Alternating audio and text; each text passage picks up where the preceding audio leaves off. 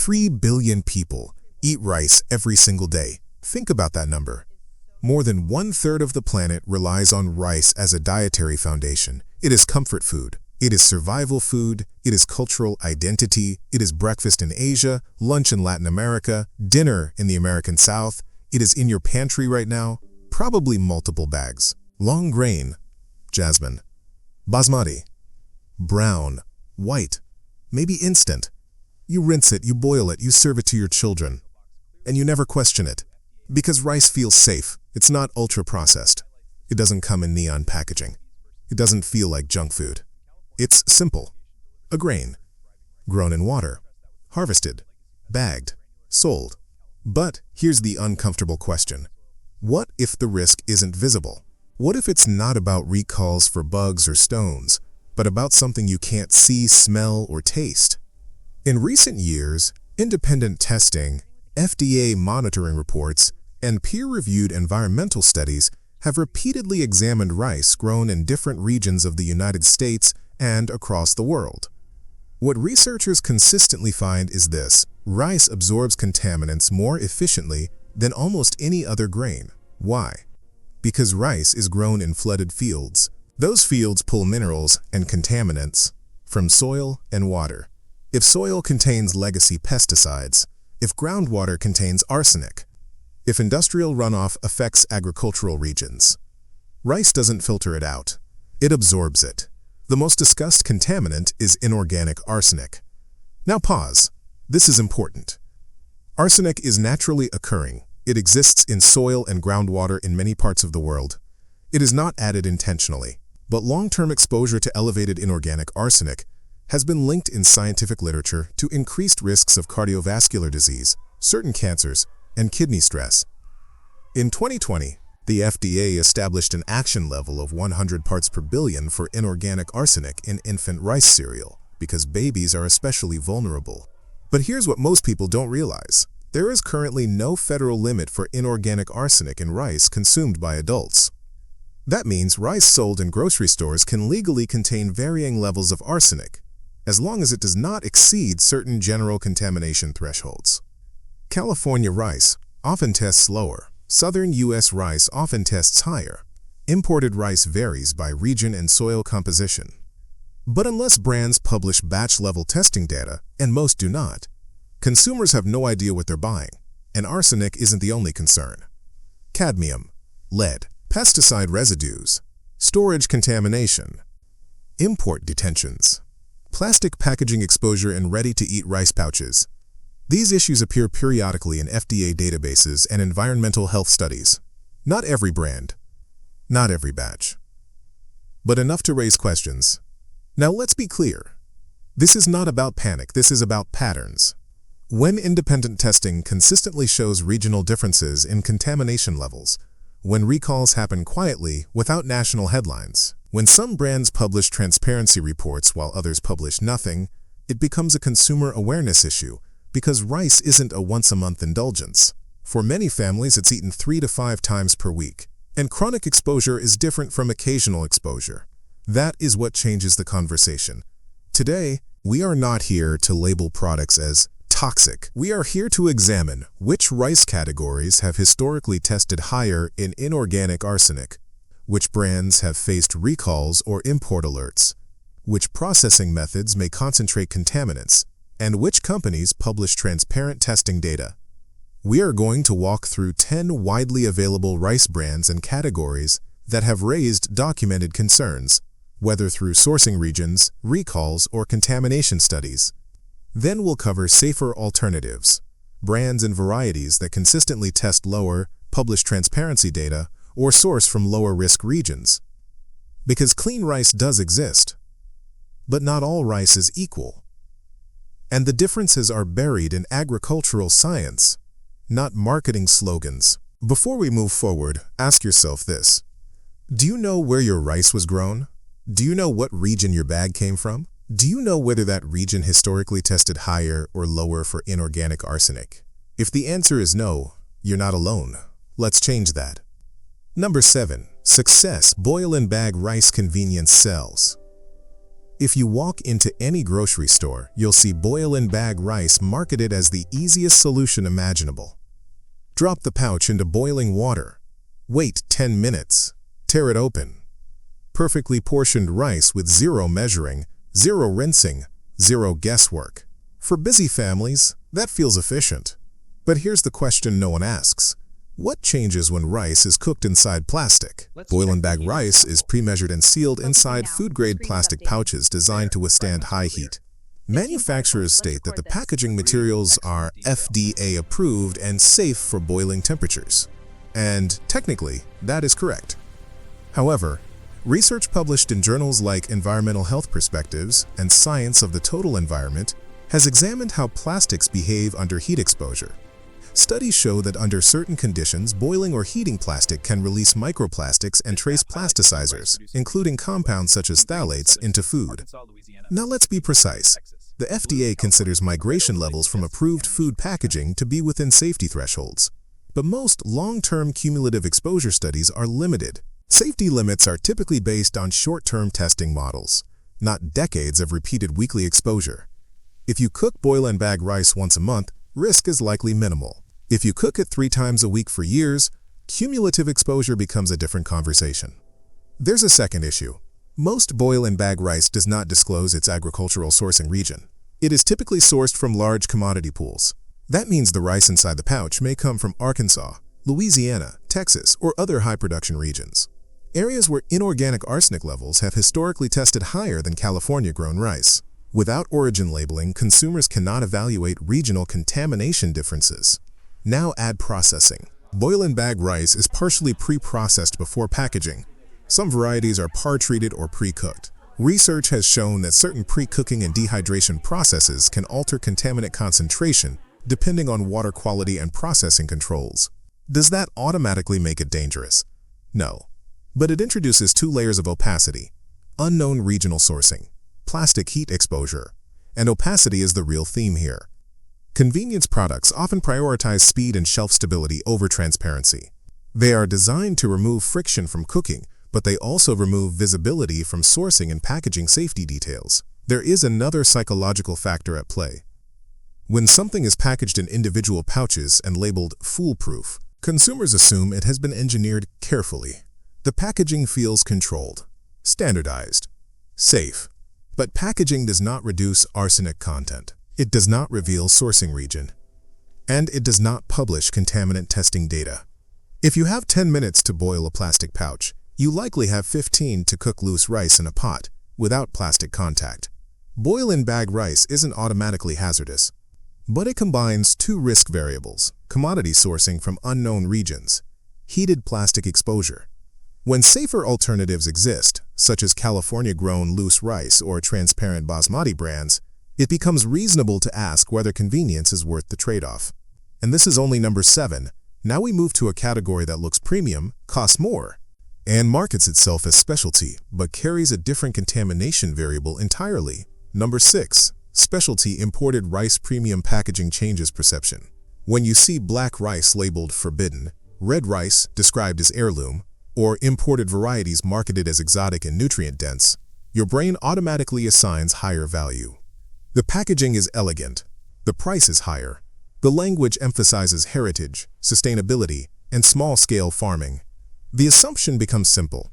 If it's more expensive, it must be safer. But agricultural contamination does not respect branding tiers. Let's talk about cadmium.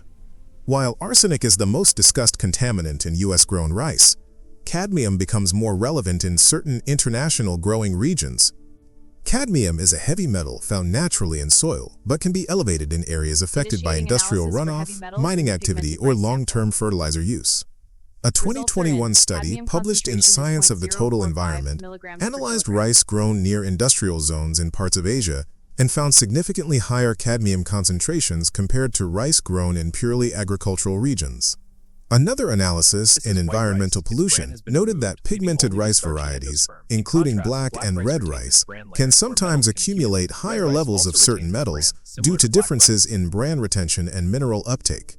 Now pause. That does not mean all specialty rice is contaminated. It does not mean black rice is inherently unsafe. it means sourcing region matters dramatically. Many premium rice brands source internationally from China, Thailand, Indonesia, India, or other regions. Some of these areas have excellent agricultural practices. Others have documented environmental contamination hotspots. The problem is transparency. Very few specialty rice brands publish country of origin per batch. Independent heavy metal testing results soil or water contamination mitigation practices. Instead, packaging focuses on ancient grain storytelling, sustainability language, nutrient density claims, but nutrient density does not cancel heavy metal presence. Cadmium exposure is primarily associated with kidney accumulation over time. Chronic exposure at elevated levels has been linked in scientific literature to kidney damage and bone demineralization. The International Agency for Research on Cancer classifies cadmium as a probable human carcinogen based on long-term exposure studies. Again, this is about patterns, not panic. If you eat black or red rice occasionally, exposure is likely low. If you substitute it for white rice and consume it daily because you believe it is healthier, cumulative intake becomes part of the equation. Now let's add another variable: international regulatory differences. Different countries have different maximum residue limits for pesticides and heavy metals.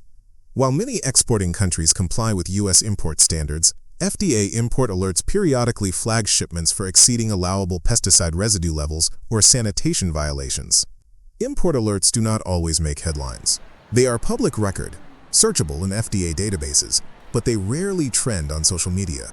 And when a brand sources from multiple countries based on commodity pricing, consistency becomes harder to guarantee. That does not automatically make the brand irresponsible, but it does introduce variability. Premium branding does not equal environmental purity. Heirloom storytelling does not replace batch-level testing transparency. And unless a company publishes contaminant testing data, consumers are relying on trust rather than verification. The key takeaway here is simple. Specialty rice can be excellent if sourced from clean regions with transparent testing. But without origin clarity and contaminant disclosure, higher price does not automatically mean lower risk. And we continue. Next, we move from imported specialty varieties to something much more common, something that sits in nearly every American pantry. Number 5. Imported jasmine rice. Jasmine rice smells incredible. Open the bag and you immediately notice the fragrance. Floral, slightly sweet, comforting. It's popular in Thai cuisine, Vietnamese dishes, Middle Eastern recipes, and increasingly in American households that want something more aromatic than plain long-grain rice. And here's the important detail. Jasmine rice is generally lower in inorganic arsenic than southern U.S. long-grain rice. That's the good news. But here's the complication. Low arsenic does not automatically mean low overall risk. Imported jasmine rice, particularly low-cost brands sourced from Southeast Asia, can vary significantly in pesticide residue levels, quality control during drying and storage, post-harvest contamination risks, traceability documentation. In 2020 and 2021, FDA import alerts flagged certain rice shipments from Southeast Asia for exceeding allowable pesticide residue limits. Specific fungicides and agricultural chemicals, some banned or restricted in the U.S., were detected in shipments at levels requiring detention and further inspection. Now let's be clear. Import alerts are not blanket condemnations of entire countries or categories. They apply to specific shipments or suppliers. But here's the issue. When brands source based on fluctuating commodity prices, meaning one batch may come from Thailand, the next from Vietnam, the next from Pakistan, consistency becomes difficult to guarantee. If the packaging does not clearly identify exact country of origin, lot-level testing certificates, third-party contaminant analysis, you are purchasing based on brand familiarity rather than documented safety metrics. There is another factor most consumers never consider: storage contamination. Rice is often transported long distances by sea freight. It may sit in warehouses for extended periods. Poor storage conditions can lead to mold growth, insect infestation, rodent exposure. While U.S. import inspection systems exist to catch major sanitation violations, they do not test every bag. They test samples. Lower-cost imported jasmine rice can be an excellent value, especially when sourced from reputable exporters with established quality control. But not all importers operate at the same standard. Some brands publish certificates of analysis verifying arsenic testing, pesticide residue testing, microbial safety testing. Many do not. This creates a risk spectrum. High-quality jasmine rice from regulated, traceable exporters can be one of the safest rice choices in terms of arsenic content. Low-cost, opaque sourcing jasmine rice introduces variability, not guaranteed danger, but unpredictable quality control. If you consume rice once a week, variability may not matter much. If rice is a daily staple in your household, consistency matters more. The difference between generally safe and reliably tested is transparency. Imported jasmine rice sits in the middle of that spectrum. Now we move to something even more common, something marketed specifically for speed and simplicity. Number 4. Convenience has a cost. Microwave rice pouches are everywhere now. Tear the corner, heat for 90 seconds. Done. No rinsing, no boiling, no measuring water. It feels modern, efficient, foolproof. For college students, for busy parents, for elderly individuals who don't want to stand over a stove, it feels like progress. But here's what most people don't realize. Instant rice is not just rice. It is rice that has already been cooked industrially, then dehydrated, then rehydrated in your kitchen. That extra processing step changes more than texture. When rice is pre-cooked in large industrial facilities, it is cooked in massive batches using industrial water systems. That water must meet regulatory standards, but standards vary, and water quality can influence contaminant concentration during cooking. A 2023 study published in Food Chemistry examined inorganic arsenic levels in different rice preparations and found that certain instant rice products contained higher concentrations than comparable raw long-grain varieties. The proposed reason? Pre-cooking and dehydration processes may concentrate contaminants depending on the water source and processing controls. Now pause.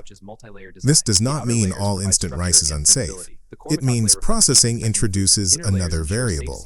When you cook rice at home and rinse it thoroughly, you can reduce inorganic arsenic levels by up to 30 to 50% depending on the cooking method. The excess water method, cooking rice in excess water and draining it, has been shown in peer-reviewed studies to significantly lower arsenic content. With instant rice, that option is gone. You are eating rice exactly as it was pre-processed. Now consider sourcing. Most microwave rice brands do not specify region of origin. They often source from large commodity pools. That means mixed regional rice, limited traceability, no batch-level arsenic disclosure. Add packaging into the equation. Microwave pouches are made from multi-layer plastic films designed to withstand high heat. Manufacturers state these materials are food safe and compliant with FDA migration limits. However, research into microplastics and plasticizer migration under heat exposure is still evolving. Studies have shown that heating plastic food packaging can release microplastic particles and trace chemicals into food, usually within regulatory limits, but cumulative exposure over years remains understudied. Again, this is not a panic narrative, it is a cumulative exposure conversation. If you eat microwave rice occasionally, risk is likely minimal. If microwave rice is a weekly staple for years, exposure variables multiply. Regional arsenic variability, pre-cooking concentration effects, heated plastic packaging contact, convenience reduces cooking time, but it also reduces control. You cannot rinse it. You cannot choose water ratio. You cannot adjust cooking method to reduce contaminants. And because rice is often eaten multiple times per week in some households, the difference between raw rice cooked carefully and instant rice consumed repeatedly becomes relevant over time. Instant rice represents modern efficiency, but efficiency does not automatically mean nutritional superiority or contaminant transparency. And now we move into a category that looks traditional and wholesome, but carries its own regional exposure patterns. Number 3. Now we move from processing concerns to geography. Because when it comes to rice, location matters more than branding. Southern U.S. long-grain rice, particularly rice grown in Arkansas, Louisiana, Texas, and Mississippi, dominates American production. Arkansas alone produces nearly half of all U.S. rice.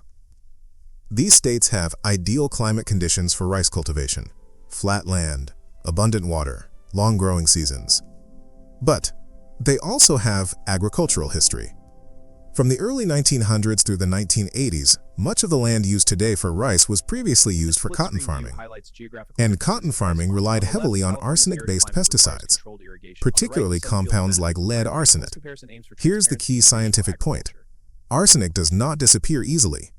It binds to soil. It can remain in agricultural fields for decades. When rice is grown in flooded paddies, it creates anaerobic soil conditions. Those conditions convert arsenic into forms that are more easily absorbed by the rice plant. Multiple studies, including analyses published in Environmental Science and Technology, have consistently found that rice grown in southern U.S. states tends to contain higher inorganic arsenic levels compared to rice grown in California. Consumer Reports testing of more than 200 rice samples found that southern long-grain rice often tested 40 to 50% higher in inorganic arsenic compared to California-grown varieties.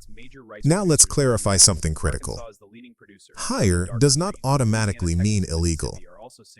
The FDA has set a 100 parts per billion action level for inorganic arsenic in infant rice cereal, but there is currently no federal limit for inorganic arsenic in rice consumed by adults. That creates a regulatory gray area. Southern rice can legally be sold even if arsenic levels are higher than California rice, as long as they meet general food safety standards. And because most rice brands do not disclose growing region clearly on packaging beyond USA, consumers may have no idea whether their bag came from California or Arkansas. For adults who eat rice occasionally, exposure may remain within reasonable dietary limits. For individuals eating rice daily, especially children, the conversation changes. A 2023 study in the Journal of Exposure Science and Environmental Epidemiology found that individuals who consumed rice daily had urinary arsenic levels significantly higher than those who did not. The study did not conclude that rice is inherently dangerous, but it reinforced the cumulative exposure model. Arsenic exposure is about repetition. One serving is negligible. 3 servings per week for years? That becomes measurable. Southern rice brands are not poisoning consumers. They are operating within a region where soil history affects absorption patterns. The issue is not malice. The issue is transparency. If consumers knew, Southern long grain tends to test higher, California rice tends to test lower.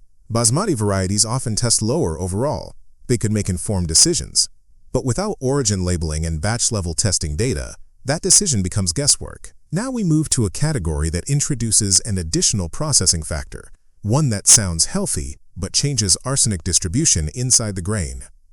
Number 2. Parboiled rice sounds healthy. It sounds fortified, enhanced, improved. You've probably seen it labeled as converted rice or enriched rice. It's marketed as nutritionally superior because the parboiling process drives vitamins and minerals from the bran layer into the grain before milling. On the surface, that sounds like a benefit, but here's what rarely gets explained. The same process that pushes nutrients inward can also push contaminants inward. Let's break down how parboiling works. Rice is soaked, steamed, and partially boiled while still inside its husk. This causes nutrients from the outer bran layer to migrate into the endosperm, the white part of the grain. After that, the rice is dried and milled. Scientifically, this process improves nutrient retention compared to regular white rice. However, studies have shown that inorganic arsenic tends to accumulate in the outer layers of the rice grain, especially in the bran and husk. When parboiling drives compounds inward, it can also drive arsenic inward.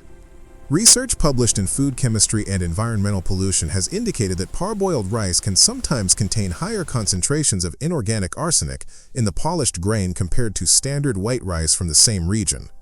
Now pause. This does not mean all parboiled rice is high in arsenic. It means the process can concentrate whatever contaminants were present in the husk, including arsenic, into the edible portion of the grain. Now consider geography again. If parboiled rice is sourced from southern U.S., long grain regions, where baseline arsenic levels are already higher, the concentration effect becomes more relevant. Then add enrichment. After milling, many enriched rice products have synthetic vitamins added back to replace what processing removed. The word enriched sounds reassuring, but enrichment addresses nutrient loss, not contaminant levels. No enrichment process removes arsenic. Now consider consumption frequency. Parboiled rice is popular in southern U.S. cuisine and Caribbean cooking, and in institutional food systems because it holds texture well and resists overcooking. If a household eats parboiled rice multiple times per week, cumulative exposure matters more than in occasional consumption scenarios. The FDA has acknowledged arsenic presence in rice and continues to monitor it. But again, there is no established federal maximum limit for inorganic arsenic in rice, sold for general adult consumption. Europe, by comparison, sets stricter limits for inorganic arsenic in polished rice. So what we are seeing here is not a banned product, it is a regulatory gap. Parboiled rice can be nutritionally stable and convenient. But when sourced from higher arsenic regions and processed in a way that may redistribute contaminants inward, it becomes a category worth evaluating carefully, especially for children and pregnant women. And now we reach the top of the list, the category that combines multiple risk variables at once. Number 1. Brown rice from high arsenic regions. Brown rice has a powerful reputation. It's marketed as the healthier option. More fiber, more minerals, lower glycemic impact, whole grain instead of refined grain. If someone is trying to eat clean, brown rice is usually the upgrade. And nutritionally, that reputation isn't wrong. Brown rice retains the bran layer, the outer coating of the grain that contains fiber, B vitamins, and trace minerals. White rice removes that layer during milling. But here's the critical detail most people never hear. Inorganic arsenic accumulates primarily in the bran layer. That means brown rice, especially when grown in regions with higher soil arsenic levels, often contains significantly more inorganic arsenic than white rice from the same field. Multiple studies, including research published in Environmental Science and Technology and testing by Consumer Reports, have consistently shown that brown rice can contain higher inorganic arsenic concentrations than polished white rice. Why? Because polishing removes the outer layer, and with it, a portion of the arsenic. Brown rice keeps everything. Again, this does not mean brown rice is toxic. It means exposure math changes. If brown rice is grown in California, where average arsenic levels tend to test lower, the risk profile may remain moderate. If brown rice is grown in southern U.S. regions with historically higher soil arsenic, levels can be meaningfully higher. That combination, brown rice plus higher arsenic soil, creates the highest cumulative exposure category among common rice types. Now let's talk frequency. Brown rice is often consumed by health-conscious adults, diabetics managing blood sugar, parents choosing whole grain options for children, fitness communities eating rice daily. If someone eats brown rice once per week, exposure remains low. If someone eats it daily, believing it is the superior health choice, cumulative arsenic exposure increases significantly over time. The FDA's 100 parts per billion action level for infant rice cereal was set because babies are more vulnerable to arsenic's developmental effects. But again, there is no adult limit for general rice. That creates a paradox. The food considered healthier for adults may also deliver higher arsenic intake depending on region. The solution is not fear. The solution is selection. Because brown rice grown in low arsenic regions, such as certain California farms, can test dramatically lower than brown rice grown in southern states. But packaging rarely tells you the difference. Most bags say USA grown. They do not say grown in Arkansas, grown in California. Average inorganic arsenic. X parts per billion. And that's the core issue throughout this entire list, opacity. Not necessarily criminal contamination, not necessarily regulatory violation, but lack of consumer-level transparency. Rice absorbs what exists in its environment. Brands choose where to source. Some publish testing data. Most do not. Brown rice from high arsenic regions ranks number 1, not because brown rice is bad, but because the combination of whole grain retention, regional soil history, daily consumption patterns creates the highest potential cumulative exposure scenario. Now, before this turns into alarmism, we shift, because not all rice categories carry the same risk. Some varieties consistently test lower. Some regions consistently show cleaner soil profiles. Some companies publish third-party heavy metal testing. And that's where we end this the right way. Few safe rice options that consistently show lower arsenic patterns and stronger transparency. Now, after everything we've discussed, this is the part that matters most. Because the goal isn't to make you afraid of rice. The goal is to help you choose smarter. Rice itself is not the enemy. Geography, soil history, and transparency are the variables. And when you look at independent testing over the past decade, certain patterns appear again and again. Some regions consistently test lower for inorganic arsenic. Some varieties naturally absorb less. And a small number of brands are more transparent about sourcing and quality controls than others. Let's start with California-grown rice. Multiple independent investigations, including testing by Consumer Reports and academic environmental studies, have shown that rice grown in California's Sacramento Valley tends to contain significantly lower inorganic arsenic levels compared to rice grown in parts of Arkansas, Louisiana, and Texas. The reason is largely geological. California rice fields were not historically used for arsenic-heavy cotton agriculture the way southern fields were. Additionally, irrigation water sourced from Sierra Nevada snowmelt has shown cleaner mineral profiles compared to groundwater in some southern agricultural regions.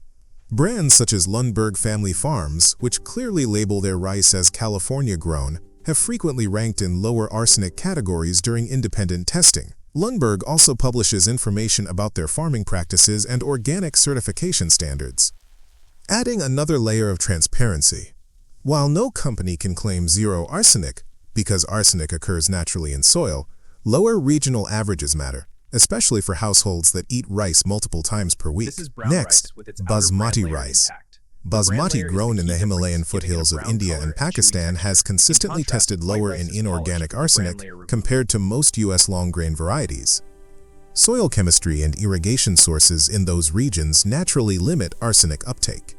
Additionally, because many basmati exporters sell into the European Union, they must comply with stricter EU maximum limits for inorganic arsenic in polished rice, currently capped at 20 milligrams per kilogram, which is more stringent than U.S. general standards. Brands such as Tilda Pure Basmati and Royal Basmati have historically fallen into lower arsenic categories in comparative testing. Tilda, in particular, operates under EU regulatory oversight and participates in traceability programs that verify authenticity and origin. Royal Basmati is widely available in U.S. grocery stores and has maintained a relatively clean recall history without major contamination incidents tied to heavy metals. Again, this does not mean perfection, it means relative risk reduction. Then there is California medium-grain rice, often sold under brands like Nishiki. Medium-grain rice grown in California has also tested in lower arsenic ranges, typically well below the FDA's 100 parts per billion action level set for infant rice cereal. Nishiki is commonly used in Japanese and Asian American kitchens and offers a balance between affordability and safer regional sourcing. Beyond brand selection, preparation methods matter. Rinsing rice thoroughly under running water until it runs clear can reduce surface starch and remove some loosely attached contaminants. Cooking rice in excess water using a ratio such as 6 cups of water per 1 cup of rice, then draining the excess, has been shown in peer-reviewed studies to reduce inorganic arsenic content by up to 40 to 50%, depending on the variety. This method is especially useful for households that consume rice frequently. Another overlooked strategy is rotation. If rice is your family's primary grain, consider rotating with quinoa, barley, farro, or bulgur throughout the week. Diversifying grain intake reduces cumulative exposure from any single source. Arsenic risk is not about one serving. It is about repeated exposure over time. White rice versus brown rice also deserves clarity. Brown rice retains the bran layer, where arsenic tends to accumulate. That means brown rice grown in higher arsenic regions may contain more inorganic arsenic than white rice from the same field. However, brown rice grown in lower arsenic regions like California can still fall within moderate exposure ranges. The solution is not to eliminate brown rice entirely, but to match variety with region. The bigger takeaway is this: lower risk rice exists. California-grown white rice, California medium-grain rice, Himalayan basmati rice, brands that disclose origin and comply with stricter international standards. What separates safer options from higher-risk categories is transparency, geography, and informed selection, not marketing slogans. Rice does not need to leave your pantry. But blind trust probably should. Check origin labels. Choose lower-risk regions. Rinse thoroughly. Cook with excess water when possible. Rotate grains. And when brands publish sourcing and testing data openly, reward that transparency, because rice will likely remain on your dinner table. The only question is whether you choose it intentionally or automatically. And now you know the difference.